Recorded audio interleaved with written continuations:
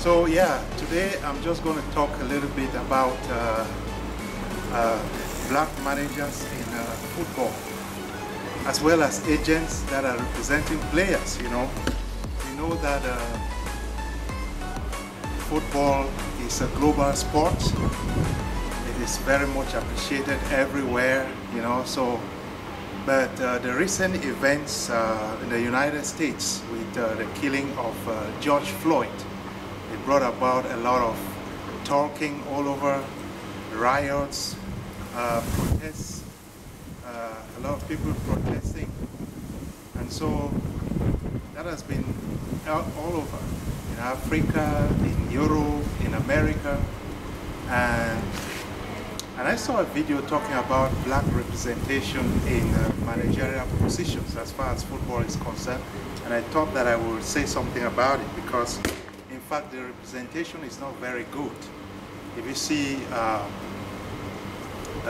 the different countries, be it in the UK, in Spain, in Italy, in Bundesliga, you don't find a lot of black managers.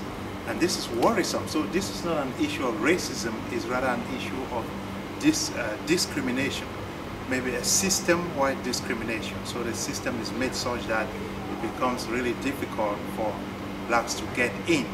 So I want to applaud the players that have done a lot of work. In fact, everybody, as far as racism in football is concerned, everybody has done a lot of work to talk about this and to fight against it. But there is systemic discrimination in the managerial positions. So this is not just about being managers, but you look at the backroom staff. You don't have a lot of black representation. Okay, so this is something to be talked about as well. So I just thought I'd bring this up, and it's a time of reflection the world over. So I want to applaud those that are taking some initiatives to make sure that the coaching staff includes black players who envisage making a career in this. We have a lot of the retired footballers who are also willing to have a career in this area, and so this needs to be encouraged. So thank you. We'll continue this topic inside. So let us continue the discussion around managers, black managers in football. As I mentioned earlier, it's a global sport and we like it all over the world. In order for us to really understand what is going on in terms of black involvement in management, it's important to look at it from two angles. You want to look at it from the angle of the national teams of the different countries, and at the international level or professional level, let me call that way. So if we want to qualify what is happening at the national level, let us start with the professional level, which is of course the most exciting. All the leagues, Italian league, Spanish league, Bundesliga, Premiership. If you look around, you see that there is a tendency to fast track some of the young talent into managerial positions, which is not necessarily being enjoyed by those in the black community. For some reason, maybe it's a system, not maybe, it's a system that is put in place to make that happen. So you see, for example, Lampard, Gerrard finishing off their professional careers and immediately picking up managerial positions. Of course, they have qualified. They have completed their licensing, and they are doing well, relatively well where they are. Gerrard is doing well out there in Scotland, I think Celtic, and Lampard with Chelsea, but they still have to prove themselves in the long run. But what I'm saying here is one of the challenges that the black would be the black aspirants to be managers have is they're often not considered because of lack of work experience. And so the question becomes, how do you get work experience when you've not had any coaching opportunity? as the others that have just been given coaching jobs. So that is the issue. When you look across the board, why this is a major issue is because the representation is not just there. And when I talk about black here, I'm not talking about black or even Africans, those from Africa coaching in the Premiership. Okay, you're talking about indigenes also from these countries that could be the coaching job. Blacks from these countries, like in the UK. I know, for example, that Andy Cole, Dwight York, I know that they pursued licenses to be coaches, but I've never seen them anywhere. Which is to say that there is a systemic discrimination in selecting or in giving the chances to the managers. It's a chronic situation that I think it must be addressed. While racism has been tackled very much in football, this kind of discrimination is also really being observed. It's difficult to quantify it because you are unable to tell who sent in the applications to which club and were not considered. But when you look across the board and you don't see the representation, we are not even talking about 1% of black coaches being part of the coaching staff in all these leagues, whether Premier League, Bundesliga, Spanish League, Italian League, they are not just there. So I think you've got to commend people like Brendan Rodgers, who are giving for the backroom staff, Kolo Toure, the opportunity to get some experience and aspire being a coach in the long run. So it's an issue where worth mentioning. When you look at the coaching, first the managers are not represented. You look at another indicator, representation in the backroom staff, supporting staff. There is no black representation. So are we saying that they are not competent to be coaches as well? It's the system that we have in place that is preventing this from happening. So I started thinking about this when the after effects of the George Floyd killing and a lot of talking about discrimination, racism, and this has been embraced all over the world. And when we reflect on football, we see that this discrimination is also there as far as coaching staff is concerned. Now, I was talking at the level of professional football. We can't just blame everything on these different leagues for not having representation of black managers. If we look back also to the national, at national level, you'll see that even in most of these countries, they like to get their coaches from abroad.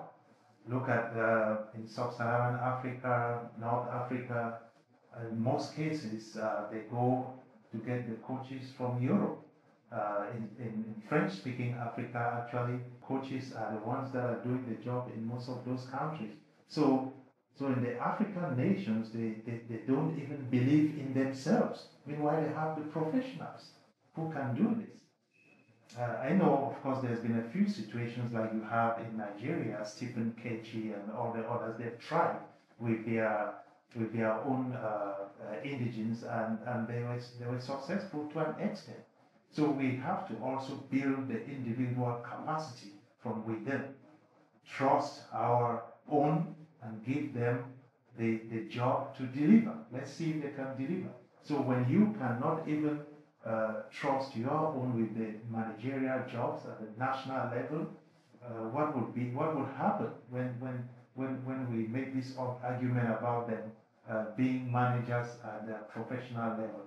So that is something that is worth mentioning, and that's why I talked about professional and national level.